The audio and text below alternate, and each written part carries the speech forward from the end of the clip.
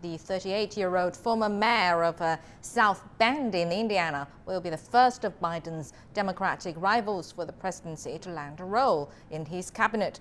Meanwhile, Biden traveled to Georgia to support Democratic candidates in two crucial runoff election races that will determine the Senate's balance of power.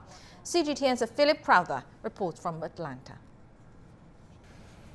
This was the first time that President-elect Joe Biden campaigned here in Georgia and in the city of Atlanta since he won the presidential election in November. This time around, it's a different race that he's interested in, and these are two Senate runoff races.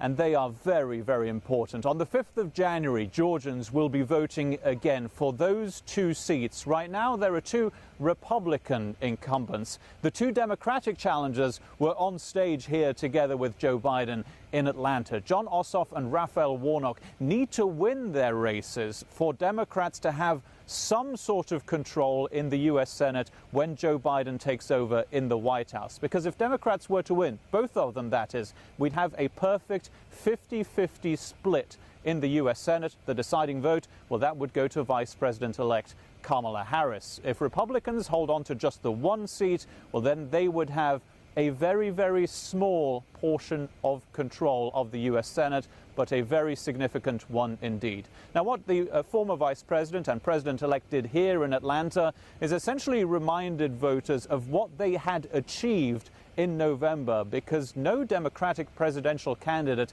has won here in Georgia since the year 1992 and Bill Clinton. So what Joe Biden needs here and what Democrats need here more than anything is that same level of enthusiasm. Joe Biden came here to Atlanta with maybe a little bit of a spring in his step because he had had a very significant phone call with Senate Majority Leader Mitch McConnell earlier in the morning. He had thanked him for a floor speech he had given, during which Mitch McConnell finally said those magic words, President-elect Joe Biden. He then admitting that it was Biden who won the presidential election, but Donald Trump, the president, is still refusing to do so. His press secretary, Kayleigh McEnany, was given that opportunity again to acknowledge that Joe Biden had won the election, but she refused to do so. So the floodgates haven't really opened when it comes to Republicans finally acknowledging Joe Biden's victory, but he is soldiering on. And what he needs more than anything is a victory for two Democrats here in the Senate runoff elections in Georgia